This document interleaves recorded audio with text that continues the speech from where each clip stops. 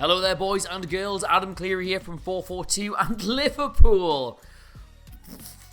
Me. Down a goal and a man at St James's Park, they pulled off one of the most improbable and shocking comebacks arguably ever seen in the Premier League. And while that result did require some lackluster finishing from Newcastle, and the 2 goals they scored were of the finest margin, just lethal hit, whoa, nay blasties, it still all came about as a result of some unbelievably clever on-field management. And lo, yes, the Newcastle United fan who was there yesterday, by the way, would like to show you how they did it.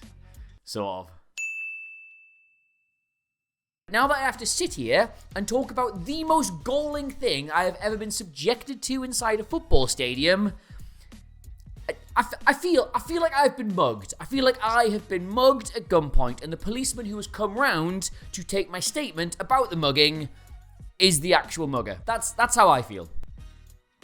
Hangover's not helping either, obviously. Right, so at the commencement of hostilities yesterday, this was Newcastle and this was Liverpool, and they were pretty much as evenly matched up as 2 teams could be. And as anybody who watched the game will tell you, leading up to the red card, Newcastle looked like they were slowly getting control of the game. Liverpool still very dangerous, obviously, but Newcastle were beginning to create chances. They were putting a lot of pressure on. They seemed to be getting a hold of things. And the reason for that is because of all the individual battles on the pitch, which I'll try and illustrate now. The midfield battle was obviously key because neither Enzo nor McAllister could really push on to Bruno effectively. One was trying and the other was trying it, and he was nipping around them and passing the ball. But the main one, obviously, was Trent Alexander-Arnold versus Anthony Gordon. Now, the reason people always talk about individual battles across a football pitch is because while they don't necessarily dictate who is going to win a game, they will always tend to dictate who is going to be able to control a game. Ultimately, every single football tactic, formation, shape, strategy, everything is designed to get you numerical superiority in areas of the pitch where you might want it. If you think about that from an attacking perspective, that's what overlapping fullbacks are supposed to do, because if the winger doesn't go with them, then you get a 2v1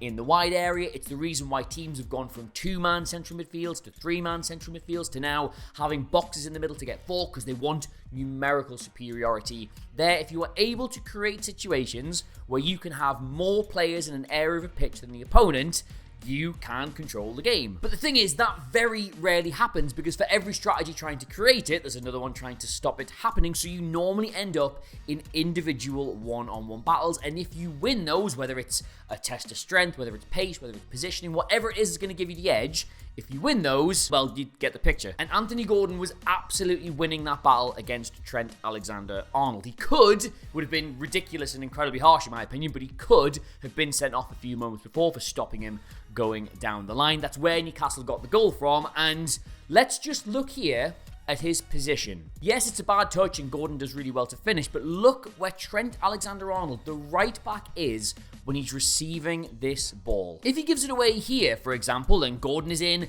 down the wing and he's hoping that another teammate can arrive in the box, he can get it across to him, and that's how they get a goal, but he doesn't. He gives it away here. And after that, it's relatively straightforward for a player of his ability to burst in and score the goal. Alexander-Arnold is in that part of the pitch because Liverpool's plan was to have him invert into the middle to allow them to have numerical superiority in the centre. And after the ball's been turned over, they're getting back into their defensive shape. He's then got to come back across, and it's while he's doing that, he receives the ball, miscontrols it, and Gordon gets in and scores. Newcastle catch them in the transition. And then a few minutes later, Van Dijk is sent off, and you're thinking, how many? But the answer to how many was 0. It was very much the footballing equivalent of call an ambulance, but not for me. And that was genuinely because Liverpool turned their numerical disadvantage into a numerical advantage. And having watched it back this morning, which was a lot of fun, let me tell you, it might honestly be one of the cleverest things I've ever seen on a football pitch. So you're a Premier League manager, you lose a player, see your Virg, and the first thing you do is you try and reshape your team. 9 times out of 10, regardless of what formation you play normally, teams will revert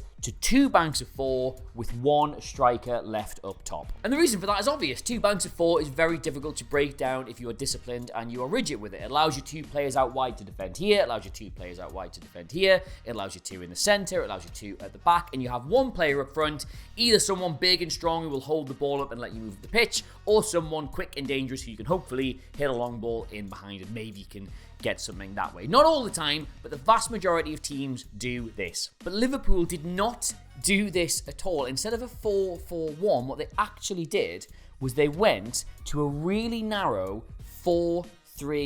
They didn't worry about Salah and Gakpo initially going anywhere near the centre-backs or trying to be dangerous there. What they did was they went to this shape in the middle to get that numerical advantage back. Alisson actually spoke about this in the post-match press conference and said they were trying to make the pitch smaller so that the numerical advantage would be less telling. And what they did was they tried to do all of the defending within the width of the two boxes, pretty much within the width of the two goals. But also, and you'd think counterintuitively, Liverpool were really narrow when they had 11 men on the pitch. Like Alexander-Arnold was tucking in, Robertson wasn't really doing too much on that side. They actually opened up when they went to this back four. And what's mad about that is it effectively adds 2 extra defenders in a way. A lot of managers talk now about treating the touchline as another defender. A player can't run that way, they can't pass that way. It's effectively a brick wall in terms of the football pitch. So if you always show a winger or a wide player out that way, you effectively double up on him. There's only so many directions that he can go. And because Liverpool was sitting so narrow in the first half, it was giving Almiron and Gordon loads of room to either go around them, and if they could pull them outside, they could go inside. But as soon as they started defending a lot wider, all of a sudden, they could either come into the middle of the pitch, where Liverpool did have that numerical advantage, or they could turn back. Now, you can do this against Newcastle, because Dan Burn, for all his qualities, isn't exactly going to go and make mad, crazy, pacey, overlapping runs. He's certainly not going to do that, given the pace Liverpool have to hit on the counter. And Kieran Trippier is one of the most progressive defenders in terms of ball progression, not because he listens to, like, Muse or something, but he's one of the best progressive defenders in Europe, but because of his passing, not because of his running. He will get into this area of the pitch and then sort of stop and look to play the ball forward. He won't physically usually make that run and make the numbers tell. So what that basically means, if you're willing to join me on this metaphor of treating the touchline as an extra defender, is that Liverpool have a 2v1 here, a 2v1 here, a 2v1 here, and a 5v3 here. Like, it's a risk, but when you think about it, when you have one player less than the opposition, you've kind of just got to sort of pick someone on their team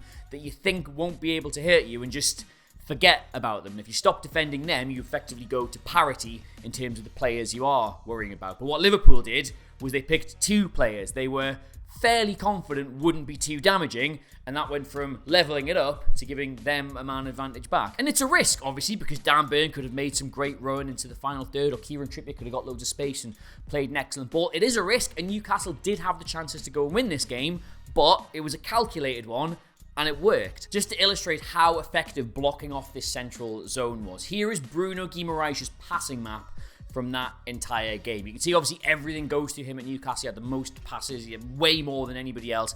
Everything goes through him, right?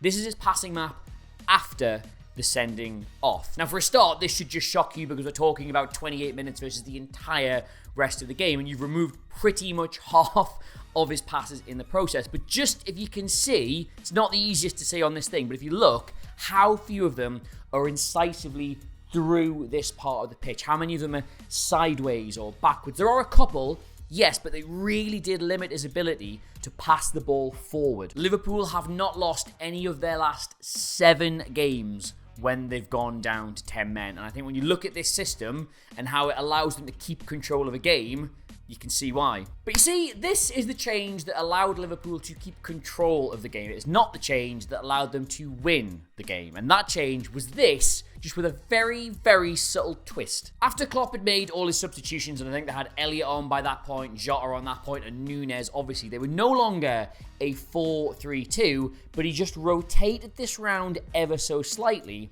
and turned it in to a 4-2-3. And by adding Nunez to this equation, all of a sudden you've still got a big numerical advantage, but now you've got Salah and Jota in positions where if they can find gaps between the fullbacks or even get in behind, they're free to do so on their side. But also, crucially, Nunez is going to stretch this Newcastle defence and push them further and further back. And even when he's doing that, Liverpool retained their numerical advantage in the middle, but it allowed him to put the pressure on those defenders, and he got 2 opportunities through doing that and took them absolutely clinically. Now, I've already seen some people saying that the margins on those 2 goals are really small, and over the course of a season, Nunez isn't going to do that every single game, so it's kind of that Liverpool got a bit lucky, but like, no, they didn't. They manufactured this situation to give themselves a chance of those exact opportunities developing. And when they did, they were able to take them. Now, don't get me wrong, you play this game again, Nunez misses one, possibly misses even both of them, and Newcastle win. It's a whole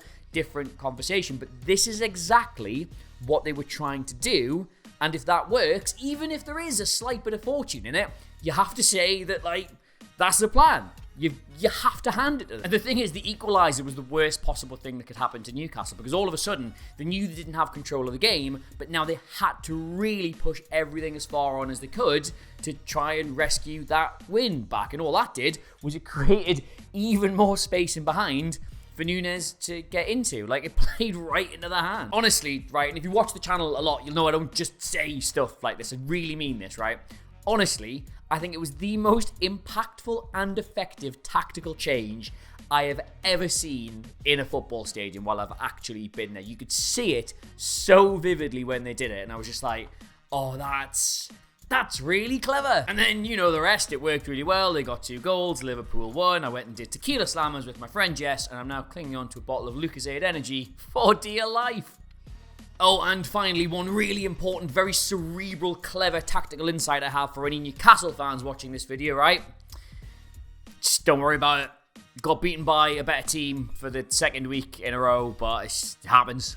It happens. They'll be fine. Like, my soul feels like it's made of dog shit after having to watch that, but it'll be fine. Anyway, though, if you did enjoy this video, please do consider subscribing to us here on YouTube. I know I bang on about it all the time, but it is the one metric that really does help us out. We've had an absolutely insane number of new subs over the last 4 weeks, like nearly 20,000 or something ridiculous. So if that was you, thank you from the bottom of my heart. And if it's not been you yet, well, maybe consider it. 425,000 people can't be wrong. Well, I mean, yeah, they can, obviously, but just not in this particular instance. Oh, and also, while I've got you, I don't know if you saw, there was that scientific study they did saying that people who share their favorite YouTube videos on social media with their friends, apparently they're like 80% more sexy than just the normal people. So, something to think about there. In the meantime, though, and until next we meet, get me on Twitter at Adam Cleary, Clery. Also Instagram, Threads, FourFourTwo. Social stuff is really cool too, and it's in the top of the video the entire time. Thank you very much for watching.